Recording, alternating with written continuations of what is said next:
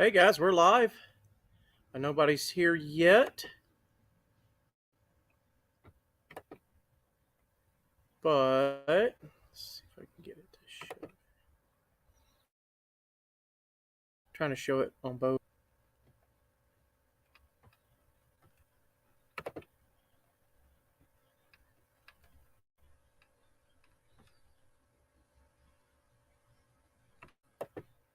Trying to give a background real quick. That'll work for now. Nope, and it says the file size is too big. All right. We'll close the YouTube side down. All right, we're waiting on some comments. I see a few. Hey, Envious Creations Car Club. Hey, Mom. Let's see if there are a couple more people show up. Envious Creations, how have you been lately? What kind of videos you been putting out? I think you made a comment about my Vine video, and that video last I checked hit 1,000 views I think yesterday, and now it's at 1,160 views. So it's still getting watched. It was posted for about a day or so. Had about 30 views, and then the next, like I said, a day or two later, just noticed it straight incline, and it was doing quite well after that. And I'm very happy with that video. It's only 1 minute and 50 seconds.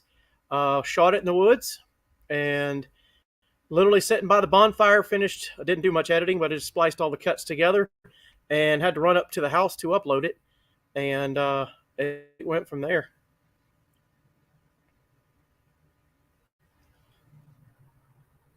So hoping a couple more people will show up. Let me send some texts and stuff out there. Let's see. What is the... forget the other... There's a supplemental app that I'm supposed to use to help, and I forget the name of it.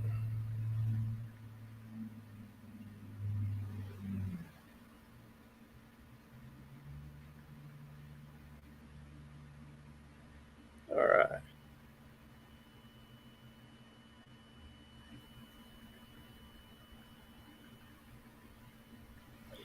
All right.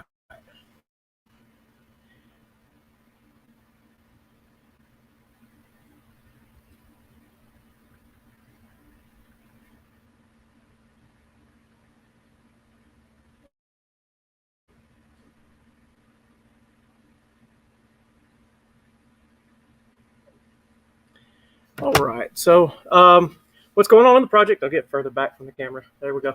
Got a lot of wiring left. I've had some other projects took priority, and just the weather had me down too. Hey, Mandy just showed up. A little bit of underhood wiring. Feel I need to run a couple of more wires through the firewall.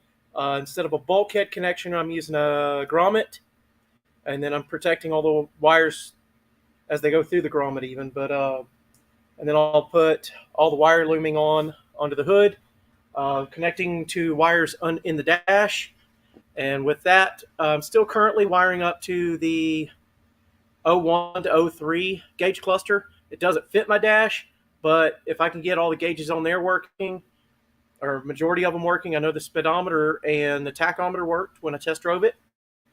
Right now, it's wired in a manner that I have to unplug that unit when I'm done driving, or else it'll stay hot and kill my battery. So I'm trying to wire that. And also, I took all the bulbs out of it when I took it apart. I don't know why, but I finally have found them. They're in a shoebox sized plastic bucket. I'm going to put all the bulbs back into that unit, and then that way, if I turn my headlights on, things like that, all the warning lights will work. If I have the backlighting will work for the gauges when I turn the headlights on, things like that. So I'm going to try to get all that wired up again, or get it wired up. And in the interim, I'm waiting on some form of digital dash. I'm actually kind of leaning towards Dakota Digital, because I know they'll always be there, because they make a buttload of varieties of digital dashes, and they have a LS swap connector, or a breakout box. So for an LS swap, same ECU that I have. They tell you what wires to wire into there. The rest of the wires come from the original, like your blinkers, headlights, that kind of stuff under the dash. I'm already identifying those wires, labeling them as I go, and I'll have a pigtail ready to go when I get that unit. And oh, it's Ellie Mae. How you doing over there in Pennsylvania? How's Eddie doing? So yeah, I'm gonna get all that wired up, and that will get me. Yeah, there he is. Uh, and so I'll get that wired up, and then that will get it to where even if I just hang that gauge cluster on the steering column, I'll be able to drive it around town a little bit more. I did just replace some of the bulbs in the front, on the front fenders, the marker lights. I believe all my headlights and blinkers in the front work. I have no taillights whatsoever right now. I don't know what happened. I know I had the cab off the frame at one time, so I could have swore I spliced all those wires back together. Maybe I didn't. It's a matter of just crawling under the truck again and out. Not the case. I have a ground issue at the flat, which I probably just need to get in there. And oh, we lost camera. All right, camera's back. So I'm thinking I'm having a grounding issue, possibly at the back of the bed, flatbed, which probably just means I need to take something loose, scrub it with a wire wheel, and put it back. So that's what's going on there. After I get the dash or digital dash working eventually, I'll work on fitting seats. I've got the Suburban buckets up front. I have the 60/40 from the Suburban. Yeah, I've got to have the taillights. I got the 60/40 split seats for the back.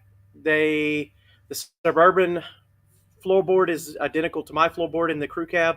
It's raised at the back, so a normal bench seat frame wouldn't fit there without heavy modifications. Chevy Gremlins.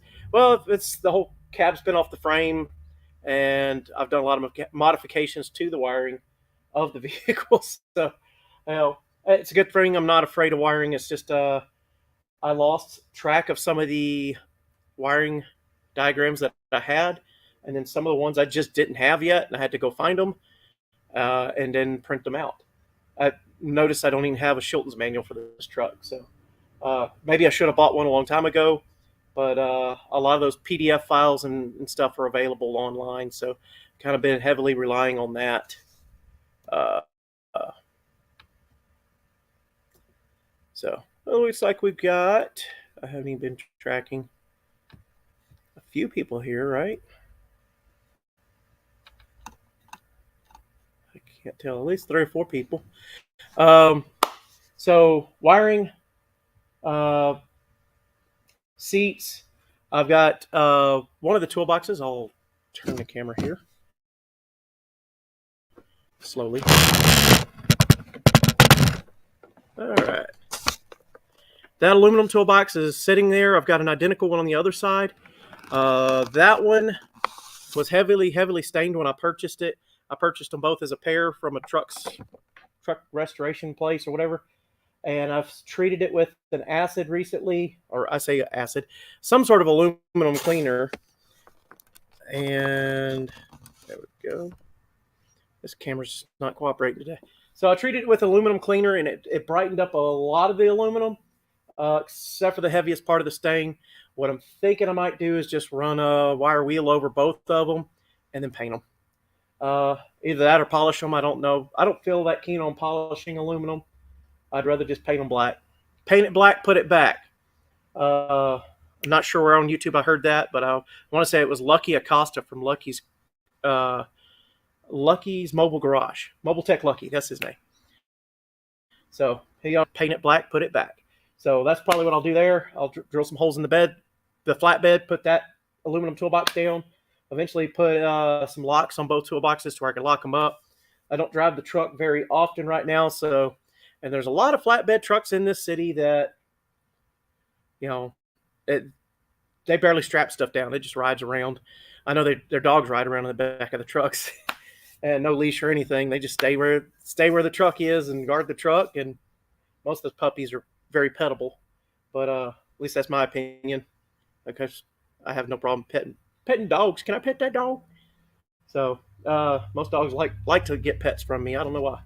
So big parts is getting the electrical, dash, tail lights, rear seats eventually, bolt the toolboxes down.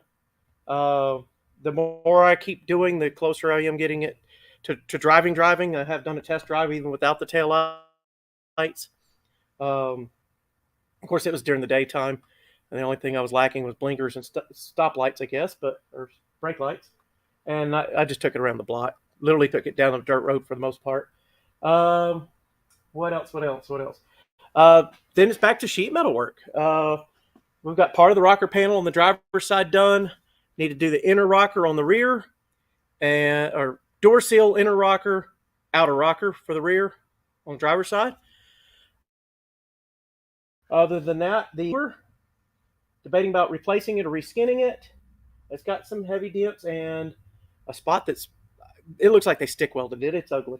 But I was trying to retain the original sticker that's on the inside of the door. I don't know why. If not, I'll just find another donor door and get a reproduction of that sticker made. Rear door, I have a much prettier door that came off of a Suburban. If I paint it school bus yellow and put it on there, no one will ever know the difference. Same on the passenger side. I've got a much prettier door, came off of something. The only one I don't have a real pretty door of is the driver's side. Front door on the passenger side, rear door on the passenger side is already off of a Suburban, needs scuffed and painted. And then we need rockers on the side, inner rocker, power maybe.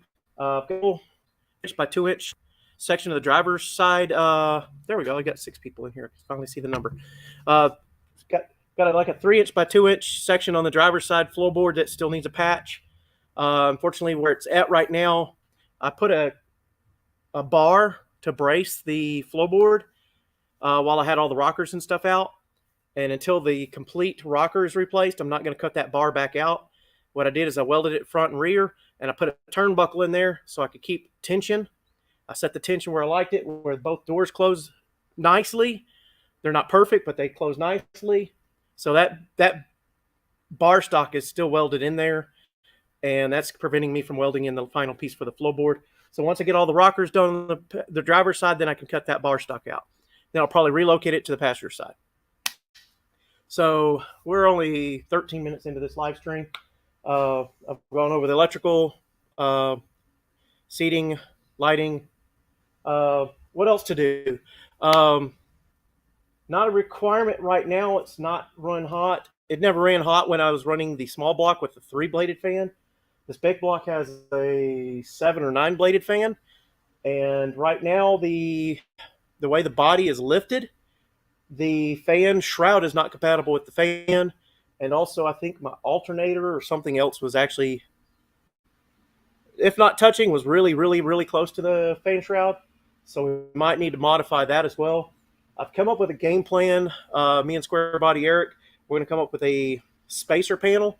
So we'll actually set the original piece of the fan shroud where it would go from the factory, put that spacer piece, and then have the other piece of the fan shroud about 2 to 3 inches lower. So that will actually allow that fan to turn, because when we tried to put the front clip on, we had the radiator still mounted to the front clip. We just tried to slide the front clip on, and that fan shroud was stopping us from getting it put on because it was making interference with the fan. So me and the crew that was working on that popped the front clip back off. We popped that fan shroud off and slid it back on there. I already said about the wiring under the hood. We'll get wiring loom. Got my cheat sheet over here too. I've added some relays under the hood. The most important, crucial one there is I've added one that for the fuel pump relay, or I've added a relay to wire into the fuel pump relay circuit. The ECU now has control of the fuel pump. What it does is when I turn the ignition on, the ECU gets power. ECU gives 3 seconds to that relay. If it detects that your engine is not cranking, it'll turn the fuel pump back off, so you're not sitting there with your fuel pump running the whole time, because that, 1, will heat up fuel. 2, it can create fuel leaks. Ask me how I know. 3, can kill your battery. If you just want to sit with the radio running or whatever else, you don't need your fuel pump running the whole time. So if the engine's not cranking over and starting or running, you don't need fuel pump. So that fuel pump relay kicks on 3 seconds, gives fuel pressure to the rail. If you start the truck, it starts. If you leave that off, it stays off. So I've got 3 auxiliary relays there to wire up to other circuits. Haven't picked out what circuits those are going to yet, but they're there, and they have power and grounds already run to them. So they're available. What else do we have? Clearly, we need a windshield. When we do the doors, we're also replacing the mirrors. These are the typical 2-wheel drive, standard run-of-the-mill square body Chevy mirrors. That's not even a chromed one. That's painted. I don't know why. And the other side is a kind of a tow mirror. I actually have a pair of tow mirrors that stick out a bit further. That will give me better view, because this mirror barely sees past the flatbed, because I think this flatbed was more for a dually width truck, so it sticks out a little bit outside of the width of the cab. So, but that's the way the truck came to me, and that's the way it'll be until I find something that I like better. I'd love to actually put just a standard long bed on the truck, but finding a good straight one that's not all rusted out might be a challenge. If anything, I'll find one that might need some patch panels. But that's long into the future.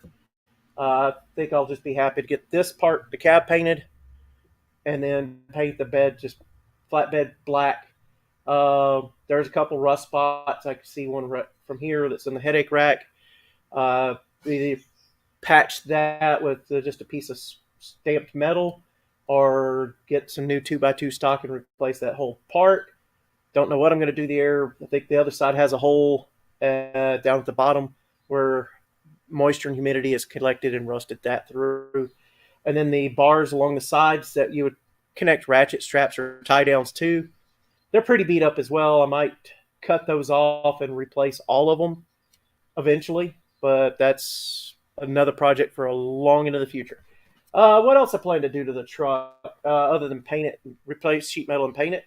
The rear end, I have another rear end that's, I think, within an inch or so on the track width, but it is a 14-bolt corporate rear end, full floater or partial floater, just like this one.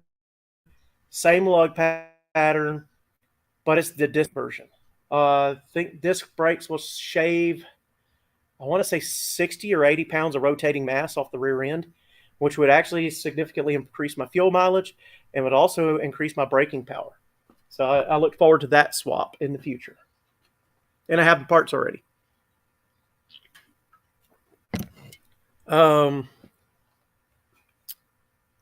Asked a question earlier. Envious Car Creations, if you're still here, you want to put in comments what you've worked on recently or videos you've put out recently. I know my most recent video was the tree, Widowmaker tree stuck in a vine that was suspended between 2 trees. It took me a while to get that down, and I documented that really quickly, and then made a quick video out of it. And then with that, that video hit like 1,100 views yesterday, and now it's getting close to 1,200 views last I checked. So, other projects. Clearly, this truck has many, many more things that I can do to it. Got the relay box. You know what I haven't fixed yet, other than the taillights, is I need to figure out why the horn doesn't work. It worked fine before I took the front clip off.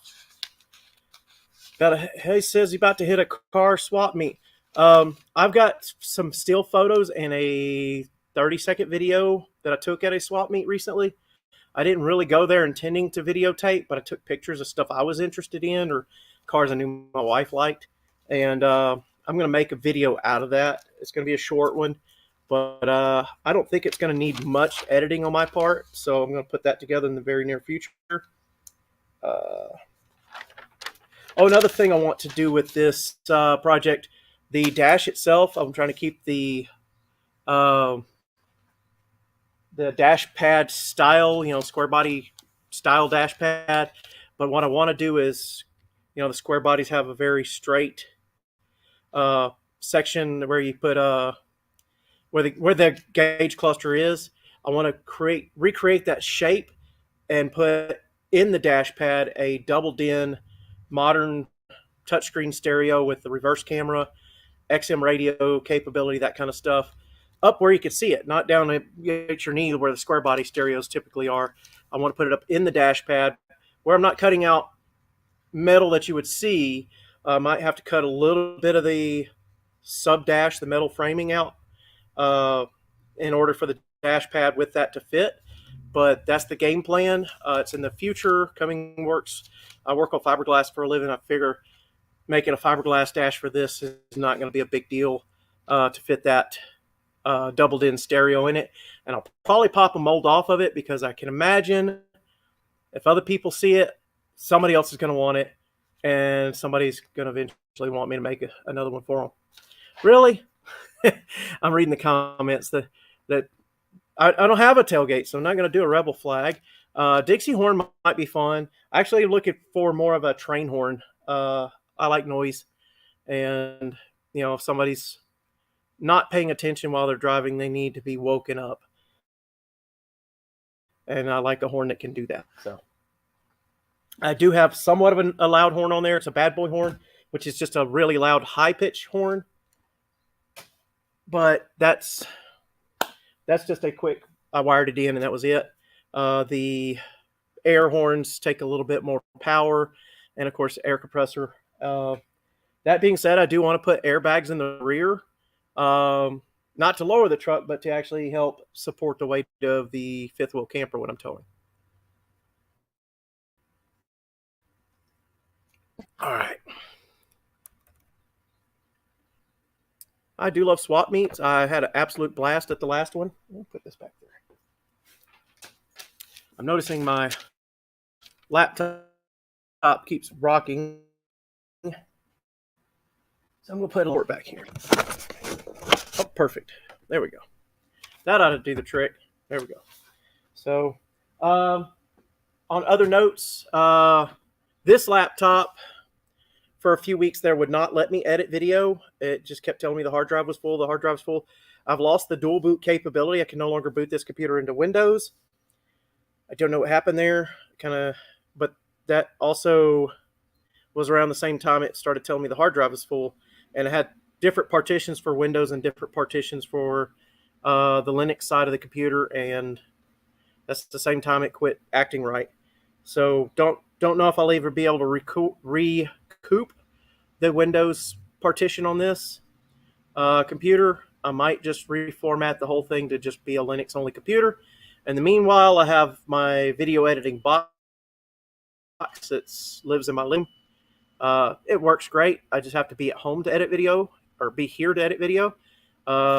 Recently grabbed my Alienware computer, brought it to work, and it wouldn't boot up. So that turned into a day-long project. I got it to boot up eventually by replacing the little BIOS battery, and got it up and running. Was trying to update the Windows on that one.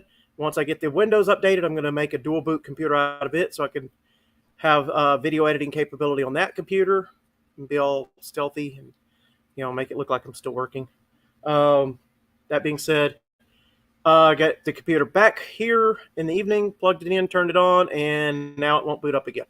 So I am waiting on actual BIOS batteries to come in. What I did is I originally just heat shrink the tabs to it's a 2023 battery, or 2032.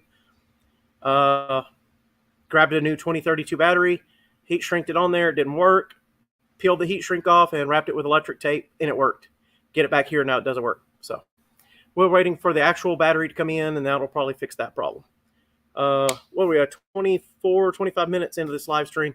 I'm trying not to go over an hour. Feel like that's kind of most people's attention span right now with my channel. CMOS battery, yes.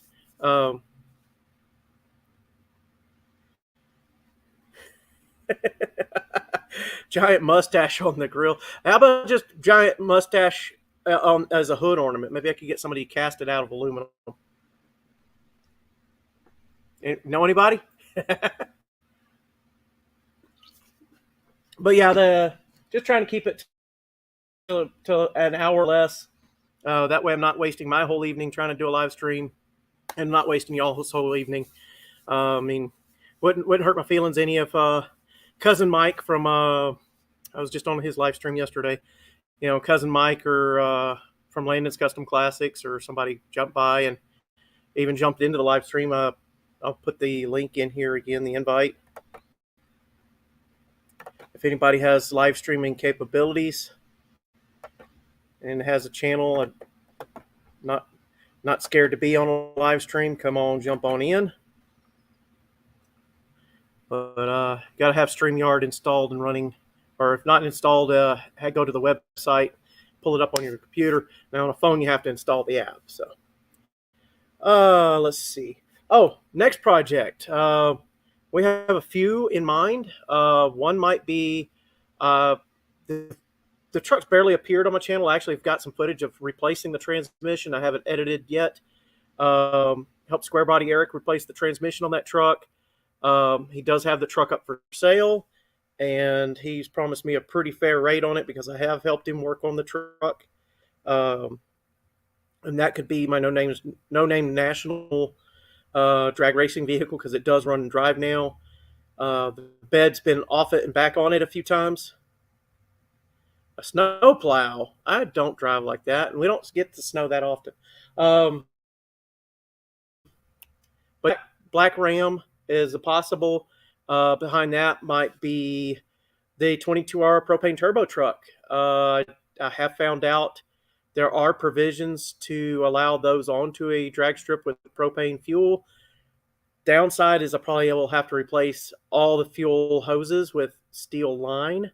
I'm not sure. I'll have to double check. I have not been able to find solid rules as far as drag racing sanctioning bodies allowing the propane. What are their rules with propane lines? Because typically you want a rubber hose because it's less chance of sparks or something like that. If you were to rupture a fuel line, you don't want sparks. Rubber line would just rupture and leak, and propane just stays near the ground until you blow it away with a leaf blower or something. Black Ram. Black Sheep might be a good nickname for that truck. But the Toyota 22R gray truck that actually started the channel would be another nice option. It needs a new short block. One, when I put it all together, especially after I raised the compression ratio, it wasn't happy. The rings were never happy. Had a lot of blow by, and then it set for a long time. And I believe the water didn't completely drain from the block when I drained the radiator, and we now have a cracked block from freezes because we live in Texas, and typically we've never put coolant in radiator until you've proven that the vehicle's reliable and drivable. Then you go drain the water out and put coolant in. And with that one, it wasn't drivable and reliable, so I never put coolant in it. I chose to drain the radiator, thinking I was doing the right thing to get all the water out of it, and it didn't work. So now we have a cracked block, and the rings and stuff were never happy anyway. So I have a spare 22R block, and it just needs the machine work done. New pistons, rings, bearings, that kind of fun stuff. And I have done a lot of the machine work already to the cylinder head itself, and it has a LCE stage 3 cam in it with the dual valve springs. Actually, that's one of my earlier-ish videos. We actually did the valve spring swap with the motor in the truck without removing the cylinder head. Special tool involved with that, and it worked quite well. And if you dig way, way back into the channel, you can find that video. That being said, I think I'm around 300 videos. I would have to say it's probably pretty evenly split between short form and long form because YouTube was pushing the short form for quite a while. Don't think it was quite a successful endeavor for most of us. And now when I try to post a short, it does nothing. To the point where a minute and a half video did better than the 50-second version of the same video that was missing, obviously, a few seconds worth of the clips. And so the longer form is doing better now. So Uh, yep, we mentioned the black truck, Black Sheep, as we're going to call it now. Black Sheep, Black Ram, gotcha. And then we got the Toyota. Another project vehicle we might be leaning into is correct me, what year is I want to say it's a 2009 or 2013 um, Chevy Trailblazer. Had the is it 4.8 inline six in it, and our 3800. There we go, 3800 inline six. I've heard those motors can do quite well with power adders like turbos. Um, '08, yes. And so with that, either I was originally thinking swap it to do an LS swap on it, and there's enough ECU stuff on board that you could probably make those computers talk to each other and reprogram that thing to where all the original gauges, dash radios, stuff would work with it LS swapped. But now I'm looking at it going, what if I just replace that engine, put a turbo behind it, and go from there? So that is a good possible. It does need a little bit of body work. It always needed bumper skins on both ends from the day we bought it. The only reason we bought it is it did have a cracked windshield when we looked at it, and we've had a history of buying vehicles with cracked windshields. I think all my Toyotas have cracked windshields. The Honda we were driving at the time had a cracked windshield, and I think the car before that we had probably had a cracked windshield. So when we bought the Trailblazer, the night before when we looked at it, it had a cracked windshield. When we showed up to test drive it, they had just finished replacing the windshield, and we're like, "That's our car. It's the one that had the cracked windshield." So I don't know why we have a habit of buying vehicles that have cracked windshields, but it's a bad habit. Uh, Now the Tundra has never had a cracked windshield. Knock on wood. All right, so those are possible vehicles: the Black Sheep, the Yoda, or the Trailblazer, which needs a nickname. Somebody help me out there. Some of the other bodywork the Trailblazer now needs. We had the same tornado that we've mentioned a million times on the channel that took out like 20, 30 trees on the property. Uh, we're actually seeing more trees die as a result of the tornado that were not initially damaged by the tornado, or were not initially killed over by the tornado, but it did enough damage to the live branches by the trees hitting them, striking them, or just being broken out of the tree by the winds, that we're seeing mature trees that are now dead for no other reason than we had a tornado a couple years ago. Well, we have had some droughts as well. So between the droughts and the tornado, we lost several more trees. Yes. So we don't have a nickname for the Trailblazer yet. We've got the Black Sheep for the Ram, the Yoda, which has already been named years ago. We have the mill truck. Obviously, we're not going to drag race this thing because it's literally like a school bus. It has the wheelbase of one. Probably weighs almost as much as one, especially with the big block in it now. Old Betty. I think that might be the name for Old Betty. There we go. We also have another vehicle that it would not be ready in time for No Name Nationals unless I pulled some serious help and miracles out of my behind that I don't have right now. I do have a drivetrain possibly for it, but there's a car known by me and some of my friends and family as the kitchen sink car. And I might throw a new post up at that. If I can find the picture on my phone, I'll throw a post up next time. A mustache. Hellblazer might be a good one for the Trailblazer. The Hellblazer. Yeah, especially if we throw a turbo on there, it's going to be the Hellblazer. It might get put on a diet for drag and drive events eventually, but it would be fun to get that thing up fast enough where it needs a roll cage. You could put almost any, suspension you want under the back and tub it out and put tires and, because it's just enough room back there behind the seat. In fact, might have to modify the rear seat or rear doors and stuff even. Speaking of which, I really like Steve Morrison's. I've always liked that car. It's I want to say it's a Caprice station wagon, one of the Oldsmobile type, Chevy Caprice. It was the last station wagon body GM made, and that car is downright scary fast. Of course, I mean, the man makes a living off of selling race engines, so I think he's got uh, uh, cornered the market on getting race engines. And the Death Blazer, I think I like the Hellblazer better. Flames out the hood. Well, that's what Cody claims happened to him when he was driving it. I find no evidence that there was any sort of flames from under the hood at all. And the thing has a plastic intake manifold, for crying out loud. So the SSR. uh, I could probably do some 3D printed badging. Make it say Hellblazer on there.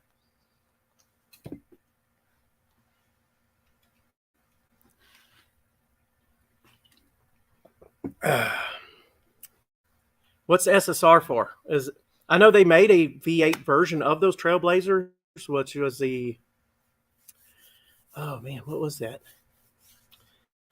The Wind Machine. Wind Machine. That's quite a good one there, guys. See if I can remember. I cannot remember the name of that app. If I have to turn the app on, then I could actually type in certain commands in the chat, and it will actually give me certain things, like tell me who's lurking in the thing that's not that's not chatting with us. But anyway, we're having a good time. We're 36 minutes already. Still got 7 people involved here, so doing pretty good. I've talked about the truck project, what I plan to do with it later. Obviously, it was meant to tow a camper. That's why I kept the big, heavy Allison transmission. Many of y'all don't know about this. I came back to the shop after a quick trip somewhere else, and I found a small pond worth of transmission fluid under the truck. And I double checked and dipped my finger in it, and by golly, it tastes just like transmission fluid. It's fresh transmission fluid. It's not burnt in any means whatsoever.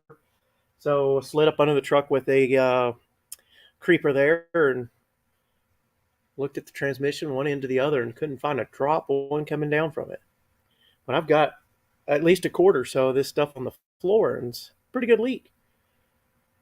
So I got to looking a little bit more, and I found the rear end's wet.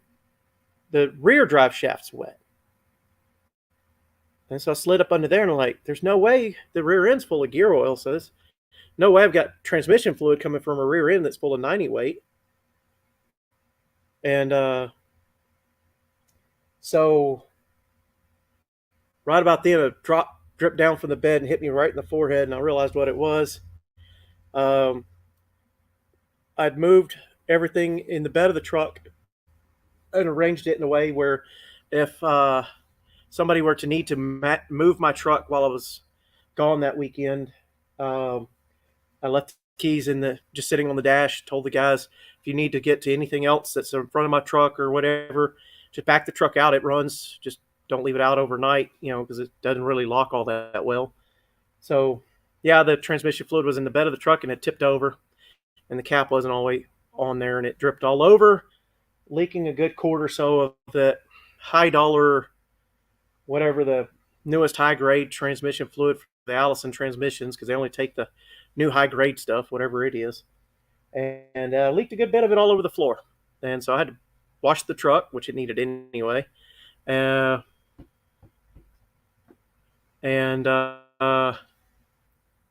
had to mop the floor again. I probably need to put some oil dry down, because mopping it with the dish soap didn't quite get it all up, but it looks a lot prettier in here, and it's not a puddle. Got the puddle out of the bed, and went ahead and washed the work truck while I was at it, since I had the power washer out. So that's what we got there done, and did a little bit of other picking up this week. And it's only Tuesday, so done a little bit of picking up in the garage. I was only here, Sunday and Monday now. So then we've got the wiring diagram now for the wiring. It was a good thing it wasn't a leak. It just felt like it was a leak. It looked like a leak, and you got into there, and it dripped on me in a manner that I realized where it was coming from, and got up there and found it. It was purely my fault. I even texted my old square body Eric. I was like, hey, buddy, did you move my truck? He goes, why? I said, well, there's transmission fluid leaking everywhere, and I was hoping to blame somebody but me. But Yeah, it wasn't. It was me. It was my fault. He said I didn't move the truck. I was like, darn it. I was hoping to blame you anyway. But that's kind of friendship I have with the guy. I'll just tell him I'm trying to blame him for stuff, and he knows I'm picking. So I do have uh, the triangle glass out of another one of these doors that I was trying to restore that door, and I messed it up royally. But taking the glass out of the frame, cleaned and painted the frame. I've cleaned and painted the framing of the glass, and it's going to get new rubber and new felts. Once that's put together, and I have another door ready to go, that'll go in the new door. Or when I get a door, I won't say new door. When I have a door ready, that'll be ready to go in that door. We're gonna probably, I'm looking at another parts door over there for the passenger side. Perform the same surgery on that door, get it apart, get that window frame cleaned and painted. All the other parts, the chrome stuff, it really doesn't even need shine because, especially the driver's side, it gets the natural, just the hand wax, hand shine. Hey, Mike, how's you doing? How's it going, brother? It's good to hear from you. Yeah, it's progress. It's been slow. Just been working on it, pecking away at it. I know I worked very aggressively on it for that last few weeks before the No Name Nationals. Now that I'm kind of wrapping up the project, I'm trying to finish up the finite details, and I don't quite have another project going yet. Like I said, I was just discussing some of the other projects I have considered. One was the Black Ram. I think there's a quick 20-second video on the channel somewhere. The Black Ram has now been nicknamed the Black Sheep. And then the Yoda that started the channel is Yoda. And then we've now nicknamed the Trailblazer is going to be the Hellblazer. So depending on which one of those we get picked out, we already have nicknames for them all. And we also discussed Kitchen Sink. It's a 1950 Chevy, I think a 2-door or 4-door. Not sure. All the bodies there. It's got a nice patina and didn't seem to have serious rust in the body. Probably the floors are gone. I do have a 3/4 ton chassis out here. Might be overkill for it, but it happens to have an Allison and 8.1 in it. So it has a complete drivetrain and axle under it. I know the 8-lug wheels would probably look hilarious on that car, but that's what I have. We could always swap it out to 5-lug front and rear suspension later, or maybe put a nicer, lighter frame under it. But that was a consideration because I want to say that we probably wouldn't have to take much out of the length of that frame, if any, because that was not a crew cab frame. It was had the suicide rear door. So it's just kind of a mid-length body. Wasn't a 2-door. It was a 2.5 door, whatever, So kind of a short wheelbase for a truck. Like I said, it's available and it's a roller chassis right now. We could shorten that chassis up, make some custom drive shafts. I probably wouldn't leave the Allison in it because the value of the Allison, I would prefer to keep it as a spare for this truck and then put like a 4L80 behind that 8.1 because we're not trying to make it tow anything. We just want it to go drive and be fun. And we might see what we can do with that one. So I would love to have that car. It's right around the body styles that my wife likes as well. And the price is fair on that car, but I have to say it needs everything driveline wise. And then obviously right now the hood is a kitchen sink. That's why we've nicknamed it the kitchen sink car. So we got 9 people in the chat now. Oh, drop back down to 8. But we're 45 minutes in. I promised that we'd try to keep it under an hour. And we're sneaking up on that hour. What else we got? There's good news that the vehicle in front of my truck right now, it's one of the few vehicles I can talk about or mention that's in the garage here. It belongs to the shop, but there's mention that they might try to fix that one or get it outside soon. The 8.8 motors are phenomenal. They share some of the same parts as the 8.1s. They're based off of an 8.1. They have their own cylinder head and they have their own intake manifold. And they were originally made to run on propane. I do believe there's one aftermarket intake for it, or they can be made to run off of gasoline by swapping from propane injection to, because those were actually propane injected. So you'd swap to gasoline injectors, and of course run a different ECU and stuff on them. Those are absolute beasts. They can be found for fair money when you can find them. They're just like the 8.1s, and their supplies are drying up. But that being said, they are the ultimate because they're no replacement for displacement. If you need that kind of displacement, there it is. 8.1 versus 8.8. You got an extra 0.7. That's getting on up there in cubic inches. This is 496. What's that? 527, I'm guessing? Just to guess off the top of my head. Somebody do the math real quick and correct me. So yeah, this is coming along. It's going to be, might be driving a little bit more this weekend if I can get the taillights and the gauges working. I don't have to fix, make the wiring harness right now doesn't have to be wrapped and pretty for me to drive it. I prefer by the time I go anywhere on a real road trip, I want to dress it up and have everything where I know it's not going to fall down into hoses or belts or exhaust and get melted. So I'm pretty happy with where the wiring is sitting on its own. I just want to wrap it. And then there's a few wires that I probably do need to zip tie or put some holders or something on to keep them out of the harm's way. I've got like a NOx sensor and some others they go under the intake, under the exhaust manifolds. It just kind of puts them in harm's way. I found this guy here on its own pigtail, and see if we can get it to focus. That's a single pin, single wire. I forget what GM calls these connectors, but it's identical to one of the damaged connectors that came with my harness. And I've got probably 18 inches of wiring there. So I could splice this in. Right now I just have, somehow the connector got destroyed from time and age. Back before I got the harness, probably while UPS still owned the truck or the engine. And it's just the pin itself shoved up onto the sensor, and it keeps falling off. And I don't know if it's a NOx sensor or oil level sensor or something. It's something minute that doesn't necessarily have to be there, but I have this came from another harness somewhere else, and I found it, and I'm like, I'm going to save that, and when I get back under the truck to finish the wiring, I'll do that. So I've got Lone Wolf's Garage in the house here.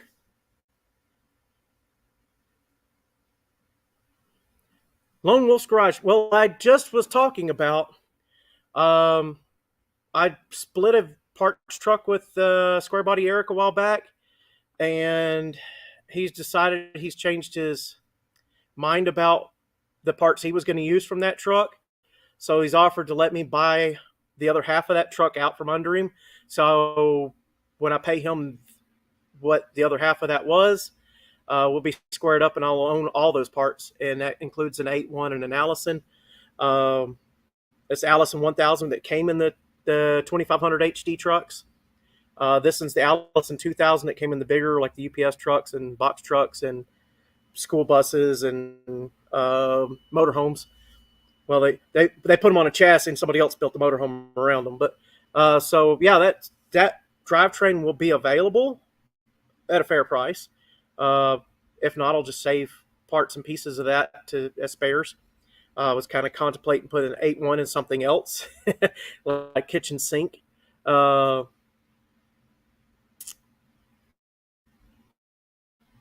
got an idea. Mandy's not going to like it. Everybody else here will love this one. 8.1 in a Trailblazer. It will be the Hellblazer. I just saw a mouse run across the floor. Thought we had fixed that problem. I'm going to I've got one of those bucket topper mouse traps where you put water in the bucket and then put a little peanut butter on the mouse trap. And yeah, the mice catch themselves in the bucket. So that will be put out later. Tire roaster. No, I will call it the Hellblazer. Because it will be tire roaster.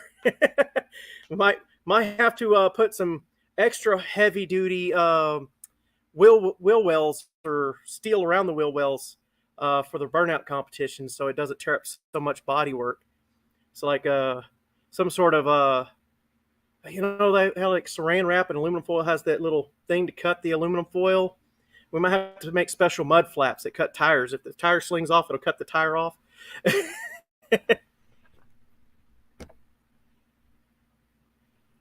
Well, that's the problem. The 4200 out of that Trailblazer's no more. My wife about a quart and a half supposedly of oil between 3,000-mile oil changes, so it was starting to get where it would run low on oil occasionally. And I think it was using a little bit more oil than my wife's admitting, and then she let her son drive it, and that was the day it could put. So I still blame my stepson for ruining that motor, but can't drive in a straight line Blazer. Not if you put an 8.1 in it. No, it got that. That's the gears are turning. Thanks, Lone Wolf. You just shot yourself in the foot with that. You said you wanted the motor. Now I'm thinking I might keep it for. I've already got a motor to put in the Trailblazer. I just have to find a shoehorn big enough.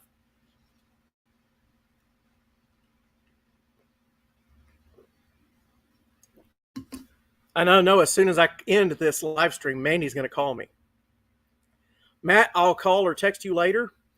Lone Wolf, do I have your number or email address? I don't think I do yet. I'm going to have to find you later on your Facebook page and send you a contact link or information. Look out for my email address will be Casey at jacksonandcinderblocks.com. So if you have your email address listed somewhere on your About Me page on your YouTube channel, I'll find you. They probably fit in an Avalanche a lot better because they had a few of them in the Avalanches. Yeah, the big shoehorn. We're going to need that. The body on the Trailblazer is not rusted. The 2500 body is no more. We cut that body up in little bitty pieces so we could get at the parts we wanted faster. And yeah, it's gone. The doors were already off of it. We immediately took the seats out, the dash out. I kept the gauge cluster, which is actually going in here as a temporary gauge cluster. And that's the drivetrain came out of it. I think we stripped the harness off the engine and we kept the ECU. That is the internal ECU, TCU, all in the computer. My harness is wired up with the larger truck style where the TCU is a separate box than the ECU. The ECU controls the motor and the TCU controls the transmission, and there's about 4 wires that talk to each other in the middle. The other harness was wired completely different from the factory. So I thought I was going to take the tune off of this and put it on that because this tune has no VATs in it. So this truck still right now thinks it's a UPS truck. Or at least the ECU and TCU still think they're a UPS truck. So, excuse me. Man, another 4. That's not a chassis vehicle, the Trailblazer, is it? So, that's a sheet metal unibody. It might be interesting. But yeah, we got some PA in the crowd tonight. We got Pepperidge Farm there and the Ellie Mae, and we had Mike drop by. I don't know where Lone Wolf's garage is. We got Mandy, Mom, Matt. But yeah, PA was well represented in the chat tonight.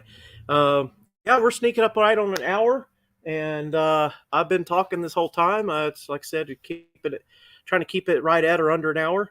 If I had more stuff to talk about, I'd keep talking, but I think we'll go ahead and wrap this up soon. Oh, okay.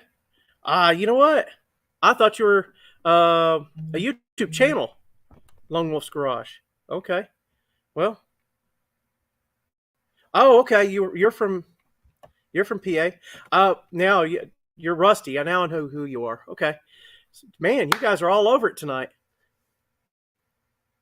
You know what? Uh, as a race vehicle, I was thinking they probably would eventually get the pans cut out and a tube chassis put in it. So I guess as we flex and pop the sheet metal welds, or as we crack the welds on the intake, we might have to do that later. We'll see how long it lasts with an 8.1 in it. Next question might be emissions. The emissions people might frown at an 8.1 being in there, because I imagine it might put out a little bit more emissions under an emissions test. We'll have to figure that out.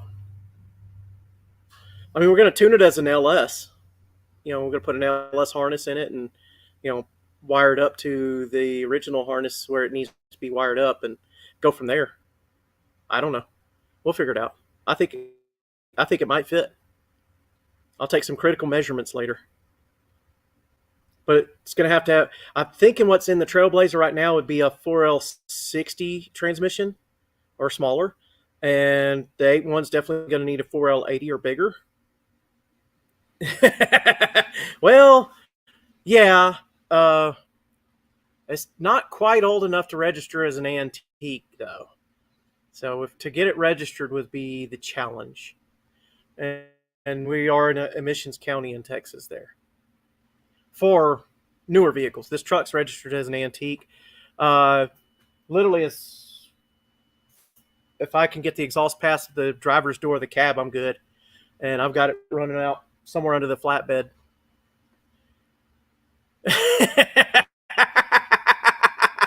Make Thunberg sad. Run a V8. Be a man. You know what? That's going to be a post on my channel later. Thanks. All right. Like I said, I'm wrapping it up. We're at 57 minutes. Thanks for everybody coming by and sticking around for the entire hour. Yeah, we could make a trailer queen, but that's just not near as fun.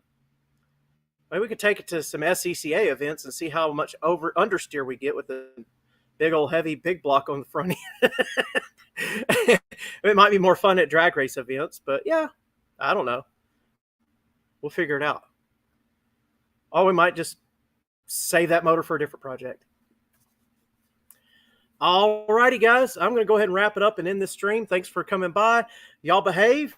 And we'll catch you on the next one. The Outlaw.